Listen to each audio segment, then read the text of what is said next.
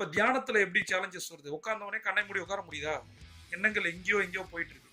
அதுபோல இந்த வீடியோவையும் நீங்க பார்க்கும்போது உங்களுடைய மைண்ட் சிதறும். உங்களோட மனத்திரையில இந்த வீடியோ பிளே ஆகாது. தொடர்ச்சியா நம்ம பண்ணும்போது இது சக்சஸ் ஆகும். இதனால என்ன நடக்கும்னா நம்மளோட மைண்ட் பவர் இன்க்ரீஸ் ஆகும். நம்ம நினைச்சது நடக்க ஆரம்பிக்கும். இதை நான் சூப்பர்ஸ்டிஷியஸா சொல்லல.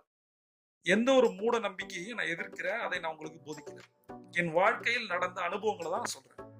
லா ஆஃப் அட்ராக்ஷன் சொல்லப்படுற ஈர்ப்பு விதி தத்துவத்தை நம்ம சோம்பேறித்தனமா இருந்துகிட்டு மொட்டை மாடையில உட்காந்துக்கிட்டு ஆடிக்கார் வரும்னா வராது.